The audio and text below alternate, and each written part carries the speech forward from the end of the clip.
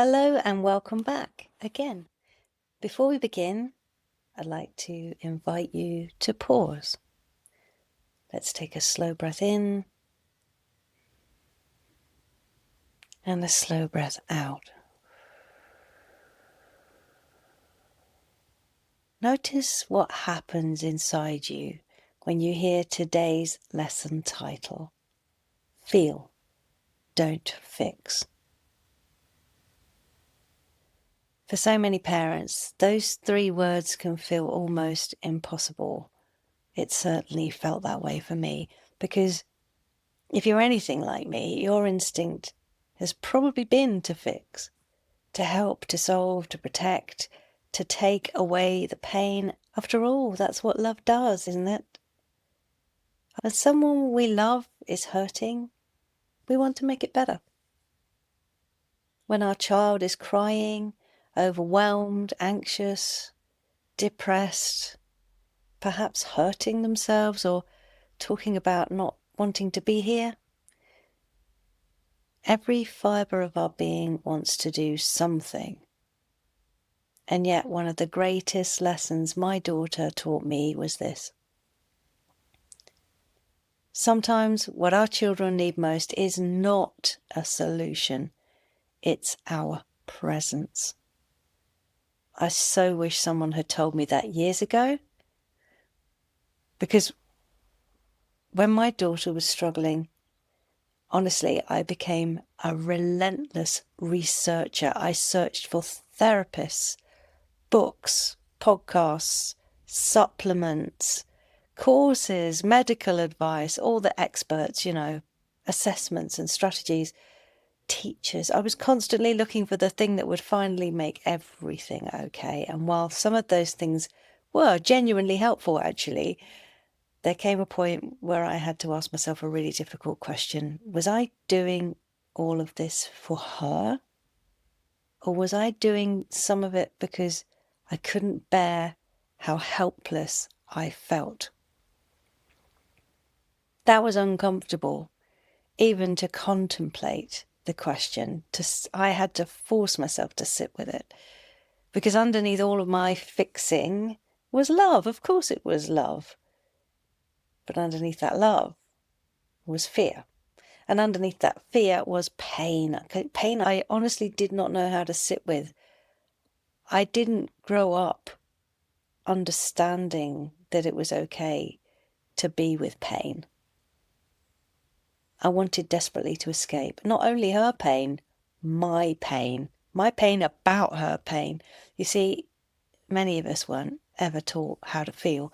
We were taught how to cope, and we were taught how to manage, and we came up with loads of great strategies for how to keep going, how to be strong, how to get on with things, how to put one foot in front of the other. But very few of us were taught how to simply stay present with really difficult emotions.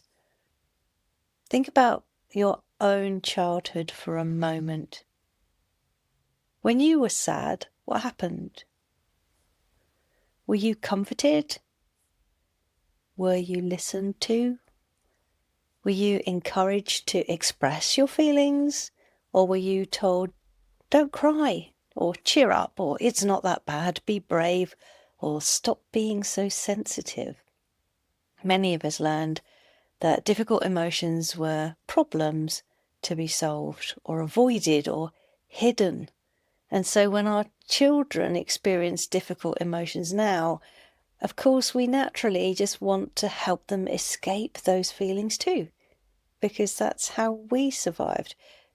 Not because we're doing something wrong, because we're doing what we learned. But here's what I've discovered. Healing doesn't happen because feelings disappear. Healing happens because feelings are allowed and felt. Think about the people who have helped you most in your life. Often it isn't the people who had the perfect advice, is it? It's the people who just sat beside you, the people who listened, the people who didn't rush you or talk over you, the people who allowed your experience to be exactly what it was. Those are the people who made you feel less alone. And that's what connection feels like. And connection is profoundly healing. One of the biggest shifts in my parenting came when I just stopped asking, how do I make this feeling go away? And I started instead asking, what is this feeling trying to tell us? So when my daughter was distressed, instead of jumping straight into problem solving, I honestly began getting curious, not curious about fixing and how I could make it better, curious about understanding.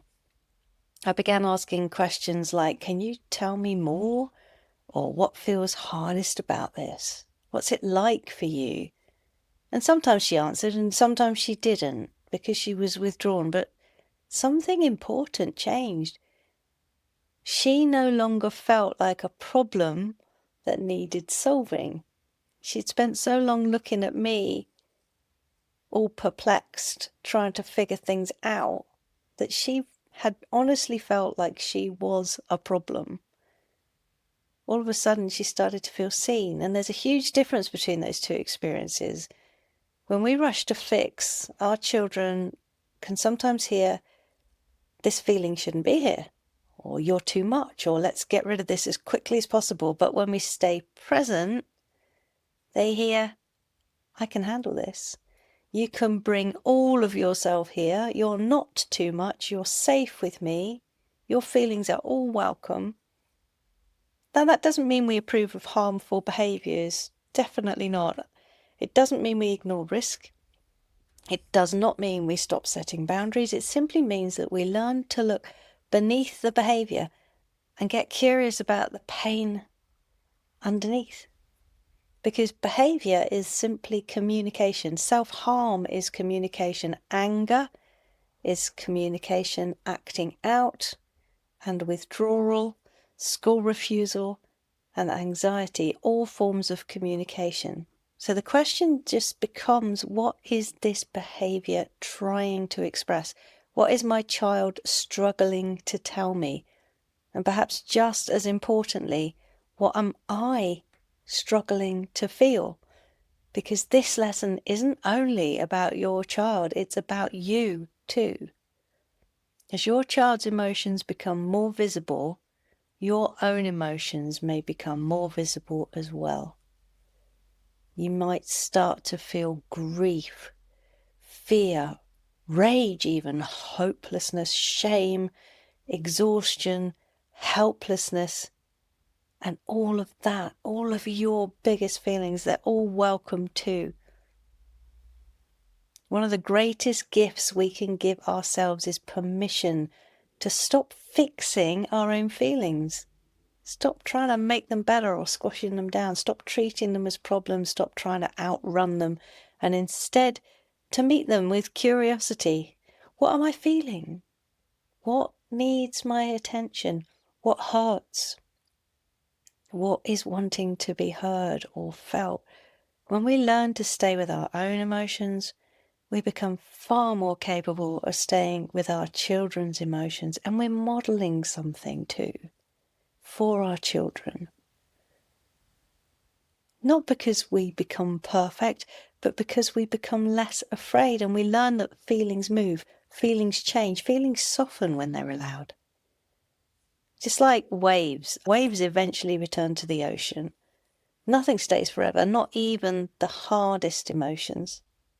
Before we finish today, I'd like to offer you a short reflection. So I'm going to invite you to take a breath.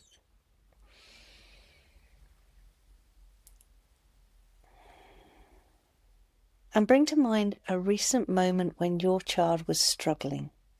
Perhaps they were upset, withdrawn, angry, anxious. Whatever's true for you.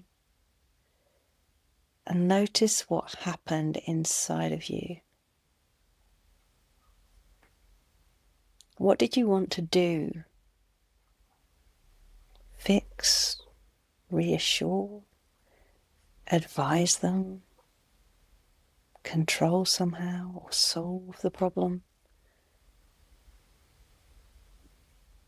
Now just ask yourself gently, what feeling was I trying not to feel? Perhaps it was fear, maybe helplessness or sadness. Perhaps it was grief. Just notice. No judgment, no criticism, only awareness. And then ask one final question. What would it feel like to sit beside this feeling rather than run from it? Let's take a breath.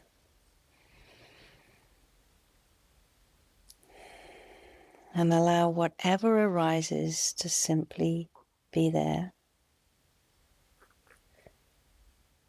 As we close today's lesson, I'd like to leave you with this thought.